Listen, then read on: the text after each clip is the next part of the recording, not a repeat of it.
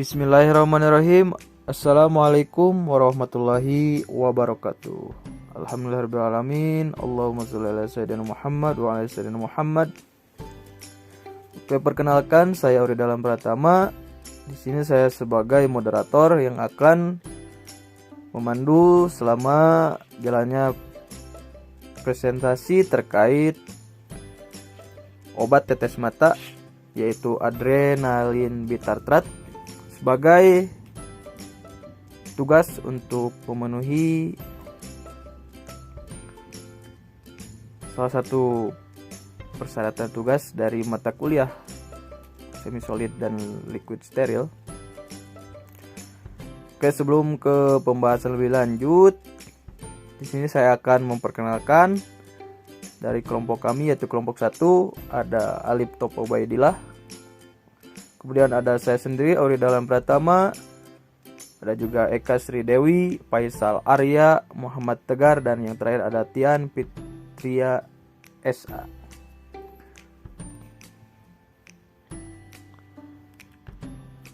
Lantas apa saja yang ingin kami bahas berkaitan dengan obat tetes mata adrenalin bitartrat ini?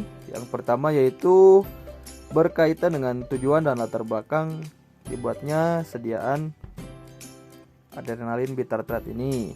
Kemudian apa saja permasalahan farmaseutik dan bagaimana dalam penyelesaiannya. Kita akan sharing dan belajar bersama terkait ini. Yang ketiga ada formulasi yang diusulkan. Selanjutnya ada perhitungan dan prosedur. Kemudian ada evaluasi sediaan dan kesimpulan. Nah, di sini saya tidak sendiri dalam membahas atau sharing terkait obat tetes mata ini. Di sini saya ditemani oleh teman-teman saya yang akan sharing. Langsung saja untuk yang pertama berkenaan dengan tujuan dan latar belakang akan dikupas habis, akan dibahas oleh saudari Eka.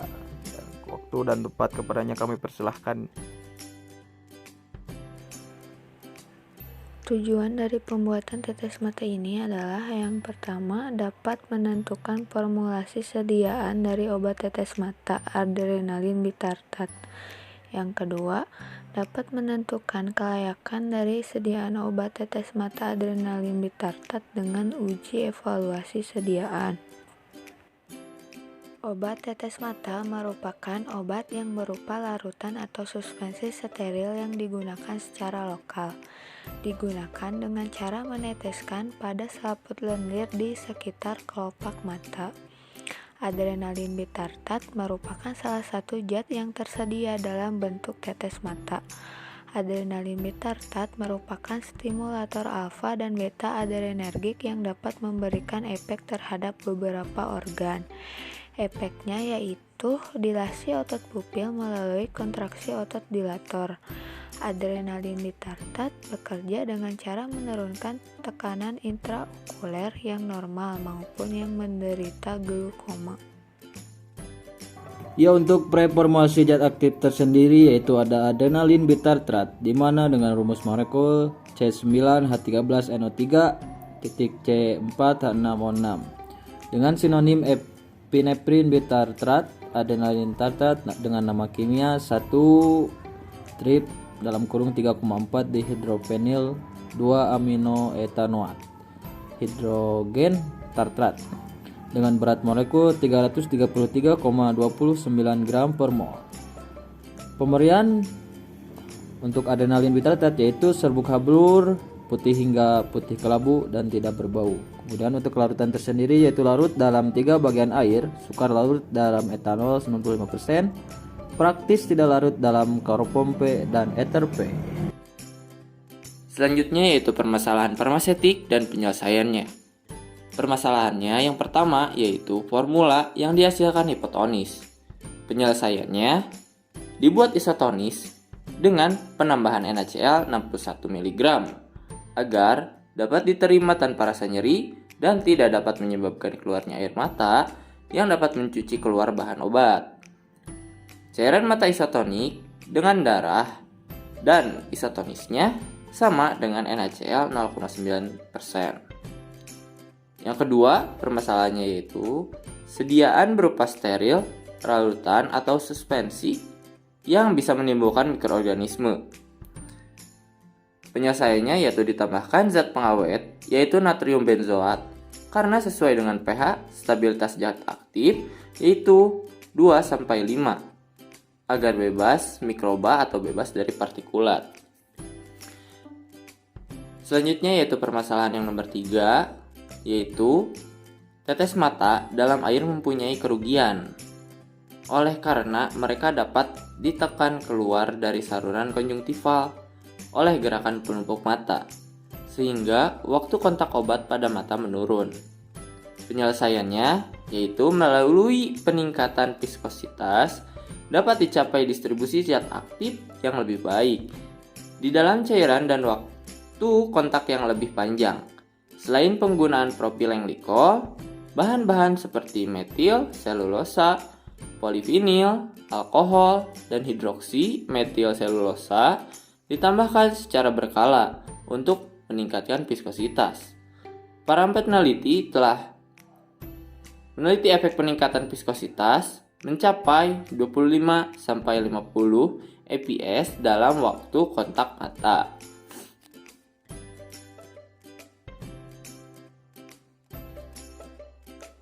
Formulasi sediaan tetes mata yang diusulkan dengan zat aktifnya adalah adrenalin bitartrat sebanyak 0,6% atau 60 mg. Yang kedua, natrium benzoat sebanyak 0,6% atau 60 mg sebagai zat pengawetnya. Yang ketiga, natrium klorida sebanyak 0,54% atau 54 mg yang berfungsi sebagai zat pengisotonis.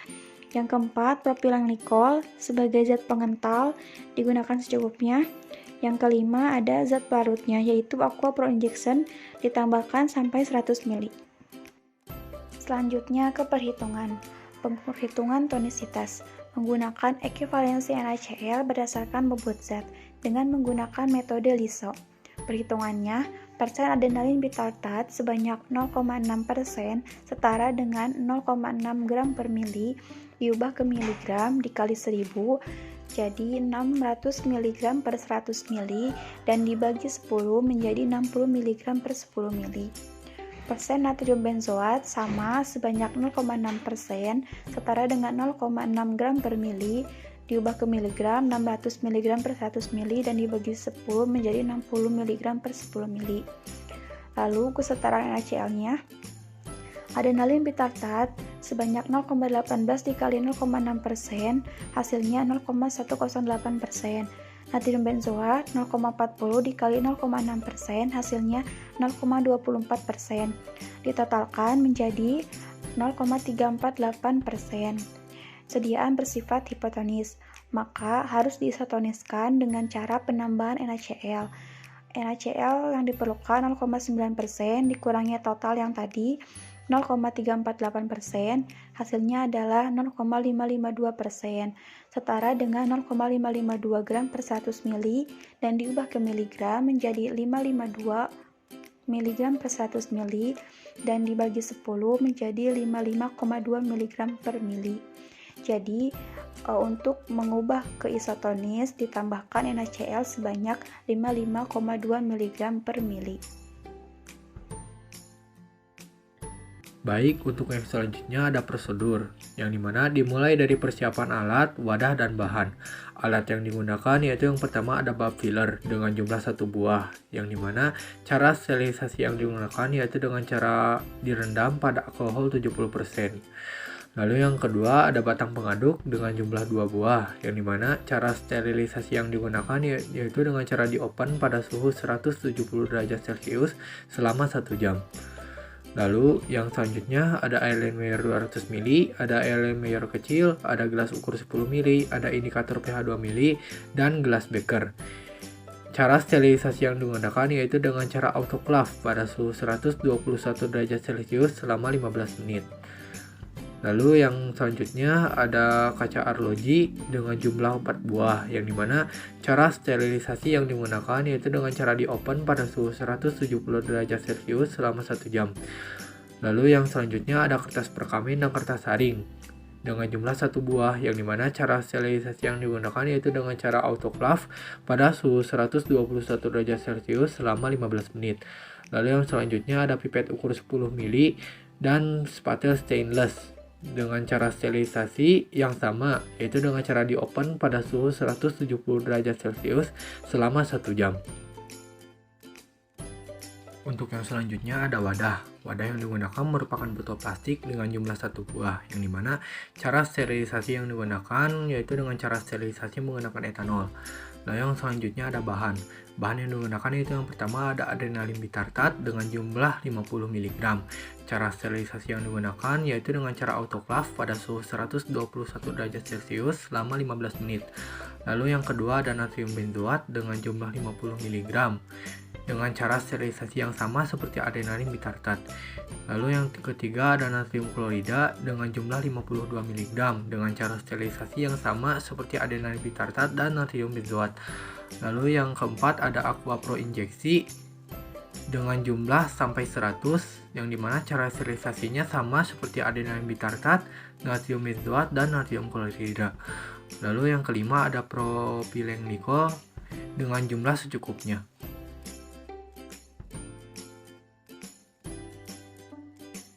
Untuk yang selanjutnya yaitu ada penimbangan bahan. Yang pertama ada adrenalin bitartat dengan jumlah 50 mg. Lalu yang kedua ada natrium benzoat dengan jumlah 50 mg. Lalu yang ketiga ada natrium klorida dengan jumlah 52 mg. Lalu yang keempat ada aqua pro injeksi sampai 100. Nah, ketetapan jumlah ini didapat dari perhitungan tonisitas yang sudah dibahas di slide sebelumnya.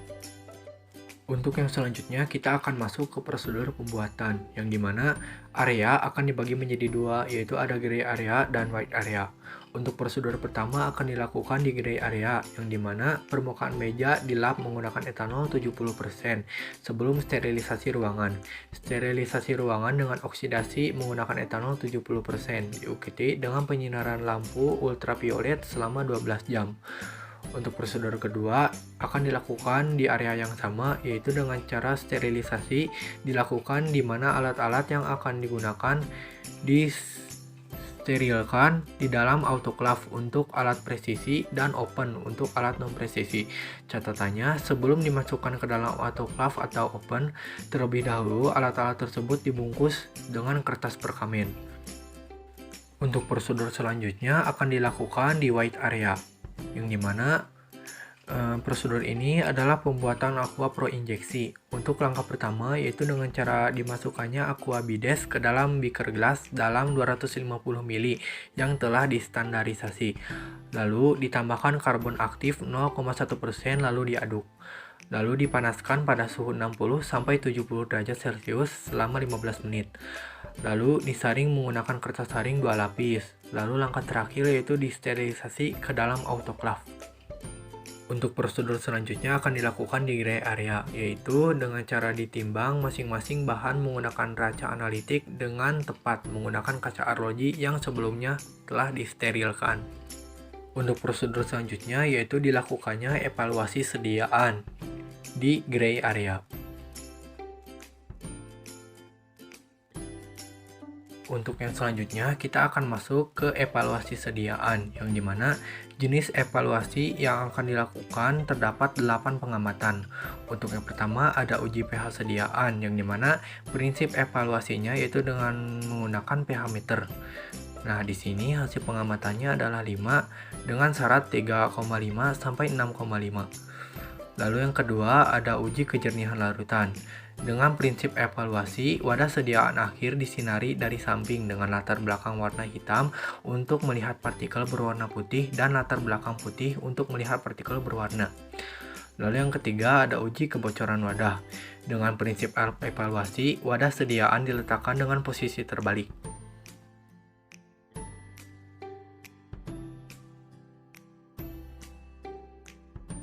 Untuk yang selanjutnya yaitu ada uji sterilitas dengan prinsip evaluasi, sediaan diinokulasi pada medium dan diamati pertumbuhan mikroba setelah diinkubasi. Untuk yang selanjutnya yaitu ada uji partikulat dengan prinsip evaluasi memerlukan sistem elektronik penghitung partikel pengontrol cairan yang dilengkapi dengan alat untuk memasukkan contoh yang sesuai. Lalu yang selanjutnya ada volumeter pindahkan, yang dimana prinsip evaluasinya sediaan dipindahkan dari ampul ke dalam gelas ukur dan dilakukan pengamatan volume yang terpindahkan. Lalu selanjutnya ada penetapan kadar zat aktif. Untuk evaluasi terakhir yaitu ada uji endotoksin bakteri. Dengan prinsip evaluasi, penetapan kadar endotoksin dilakukan dengan seri pengenceran spesimen dengan kadar menurun. Yaitu yang pertama, pilih pengenceran sesuai dengan seri geometrik sehingga setiap tahap lebih besar dari tahap berikutnya dengan perbandingan yang tetap. Yang kedua, termasuk di dalamnya kontrol negatif, kontrol positif, dan kontrol sediaan positif. Lalu yang selanjutnya dilakukan penafsiran hasil.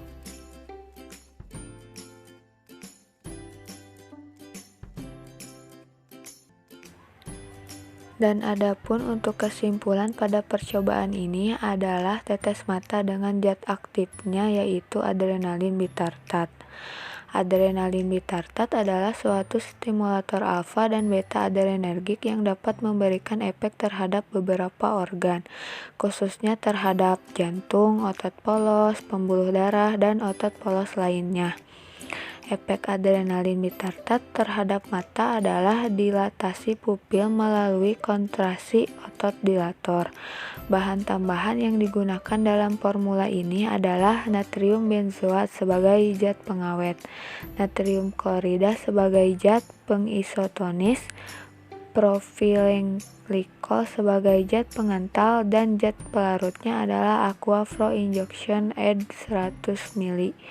Formula yang dihasilkan bersifat hipotonis, maka harus diisotoniskan dengan menambahkan NaCl 0,9% agar sediaan dapat diterima tanpa rasa nyeri dan tidak dapat menyebabkan keluarnya air mata yang dapat mencuci keluar bahan obatnya. Barangkali itu saja yang bisa kami sampaikan, kurang lebihnya mohon maaf.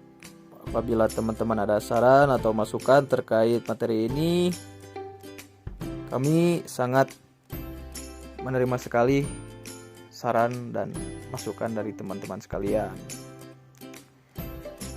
Jangan lupa tetap menjaga kesehatan, tetap patuhi protokol kesehatan, selalu sehat, dan jangan lupa belajar supaya ilmu kita terus bertambah. Karena dengan kita terus belajar, apa-apa yang belum kita ketahui insya Allah akan kita dapatkan dan kita ketahui secara lebih luas dan lebih banyak lagi.